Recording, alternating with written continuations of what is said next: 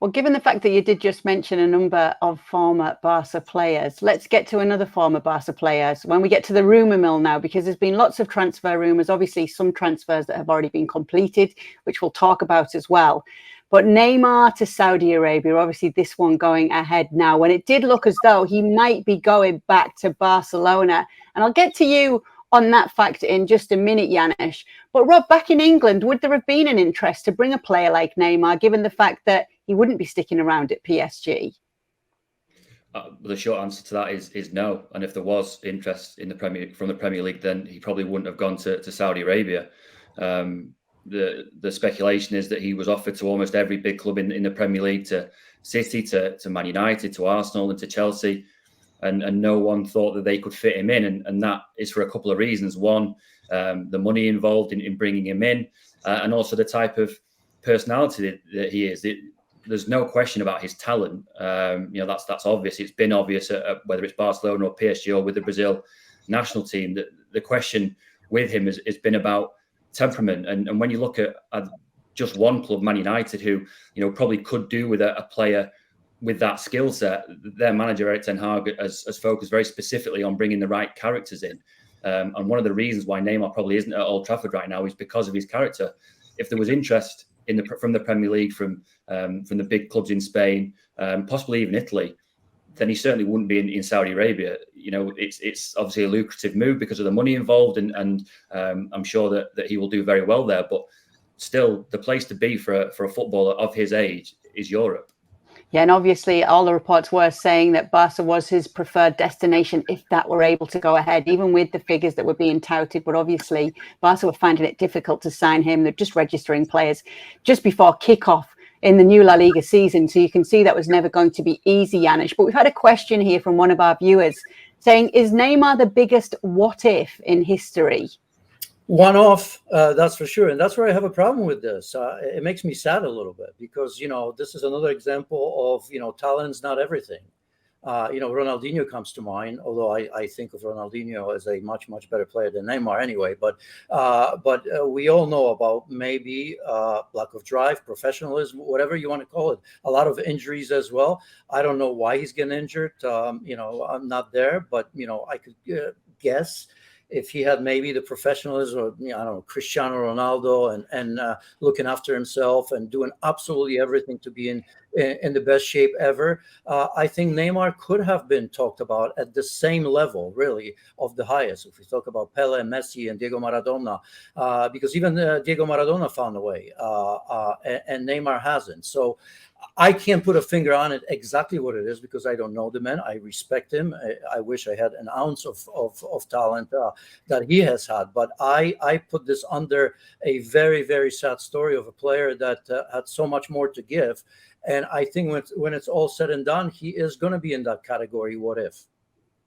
Okay, let's move on to talk about the Moises Caicedo deal, because it did look as though Liverpool might steal in and get this man here, but it was Chelsea in the end that was his preferred destination, the club that he wanted to go to. Rob, what are your thoughts on what we've seen overall on this deal and the fact that it's the fifth highest transfer as well in terms of figures and in terms of money spent in history? Yeah, I mean, it's an absolutely massive deal, and particularly big because he's not been in the Premier League that long. It's not so long ago that he was making his debut for Brighton. It's still a very, very young player, and I think everyone will know that he was Chelsea's top target all the way through the summer. It's taken a little bit of a roundabout way of getting done, obviously with Liverpool coming in with the bid that was accepted. I think Caicedo himself has made it quite plain that he wanted to go to Chelsea and to no one else, and I think that's probably the biggest factor.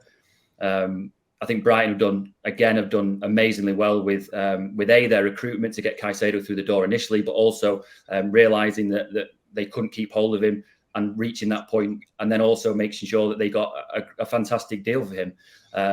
Brighton are the type of club who are going to live and die by the transactions they make with the squad when players are leaving, and really for a player like Caicedo, as good as he is, they've got absolutely top dollar for him. So Brighton will be happy. Caicedo will be happy.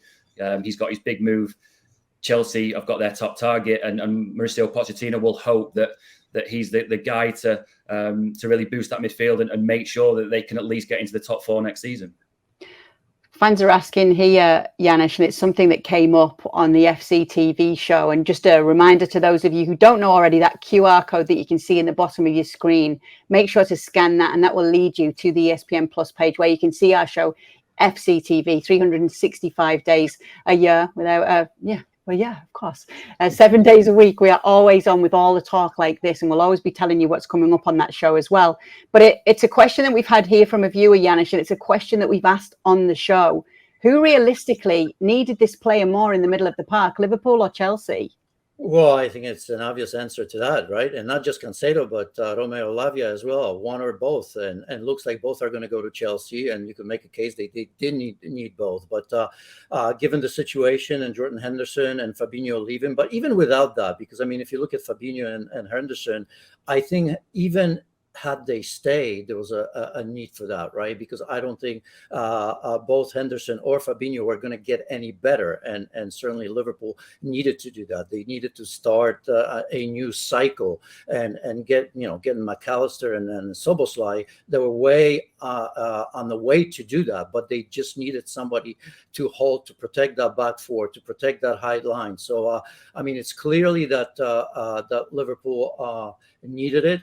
I'm not sure about the way they've gone about it, because now it's obvious, and perhaps it was obvious to everybody before, that both Romeo Lavia and Caicedo from the beginning wanted to go to Chelsea. So I'm not sure how Liverpool didn't get the players to know for sure that they were willing to come. But that business behind the scenes, it's a bit funny. Rob will tell you probably better than I would. Yeah, you speak about that business behind the scenes. It's really interesting, Rob, because now we've got like a 200 million midfield foundation in Enzo Fernandez and Moises Caicedo there at Chelsea. And it seems as though Enzo Fernandez's fee has just set off this course of, obviously we understand how important the role of a midfielder in so many of these teams are now in world football. But it seems to be the new trend that we're seeing figures like this that are becoming normal for a midfielder in the top leagues right now.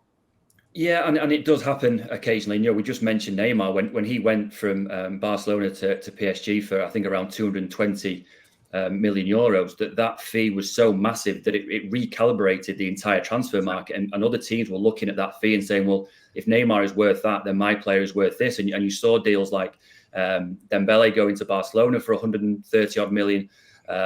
Coutinho went from Liverpool to Barcelona for, again, about 136 million. Fees really that those players weren't really worth, but it was the fees were decided because of what Neymar had transferred to PSG for, and we're almost seeing that again a little bit with Enzo Fernandez. That the deal that Chelsea struck in January has reset what people believe is a right figure for a midfielder, and now it's Moises Caicedo is a fantastic player. But if you had said a year ago that he's going to go to Chelsea for 150 million pounds, people would have laughed in your face because they just wouldn't have assumed that that's sum of money that Chelsea would be willing to pay that, or Brighton could ask that for that amount of money.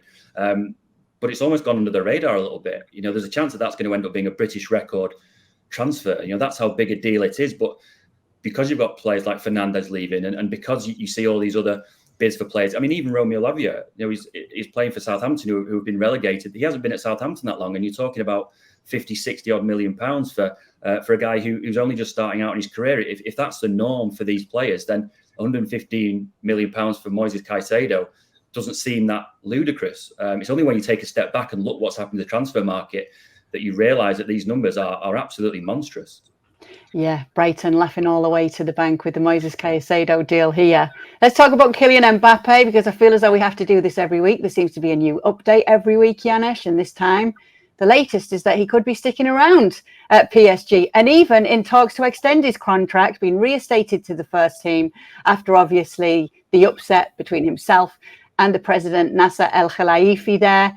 He's promised to not leave on a free contract. Not sure how that's going to work here. Met with the president, and for now, it seems all is well, but you fear and expect this to come back up again. Yeah, I think it will. I think, obviously, this project, remember, I think most of us in this business were perhaps getting a little bit of stick calling the PSG project plastic, because it was to a degree, in terms of getting just the best players and not looking at the team. And although there's been some success, obviously they have won Ligue 1. They've been, if I remember correctly, in the final and semifinal of the Champions League, but that wasn't the target. With a team like that and money spent, you expect Paris Saint-Germain to win it at some stage, and they didn't, having Neymar, Mbappe, and Leo Messi. So with Luis Enrique, we all know about him. No nonsense, absolutely. He said he was going to make a statement. He was sitting in the stands. I think the key here is obviously, there would have been a lot of money left on the table for Kylian Mbappe in terms of bonuses, but also I think he felt maybe obligated to the club. And again, I'm guessing here, but it reminds me a little bit of a situation with Harry Kane, because Harry Kane could have left for free. But I think in order to somewhat in his head to do it right by Spurs fans and Spurs in general, they got a lot of big fee for him. And let's not forget that Kylian Mbappe is grew up on the outskirts of Paris, right? I mean, it means something to a lot of the players that I've mentioned, Leo Messi or Neymar, or maybe some others that have come in, Sergio Ramos. It's just a club, right? And they all change clubs willingly. I think it was a little bit different for Kylian Mbappe. And again, just a guess on my part, because it's a massive U-turn here. But in a way, it's good to see for me. Janusz, let me stick with you a minute just to get your thoughts on Kepa coming in at Real Madrid. Given Thibaut Courtois' injury, obviously they needed to bring somebody in. He almost did go to Real Madrid back in 2018. You'll remember Zinedine Zidane said he's not my keeper, and it wasn't against Kepa at the time. It was more him showing his faith and his support in Keylor Navas. Well, now Kepa is here. He had other options, Bayern Munich being one of them. He's chosen Real Madrid. Do you think this is a good fit for all parties? Well, I think he's a good goalkeeper. He's proven. I think he's going to have to fight winning in goal, because winning is up and coming. We saw him in preseason, and he's looked very, very good. He's been patient. It's probably Kepa there. It's just a loan, so that in itself, it's interesting. We did talk about Chelsea and they'll spend. We'll talk about it a little bit later, Kay, and Premier League Express. I mean, wages go off Chelsea's books. I think he's going to be obviously familiar with that league. I don't see this as a massive problem, and probably for Real Madrid, money-wise, it makes a lot of sense, this being a loan. Well, thank you very much for watching ESPN on YouTube. For more sports highlights and analysis, be sure to download the ESPN app. And for live streaming, premium content, and let's not forget as well, ESPN FC 7 days a week, subscribe to ESPN+.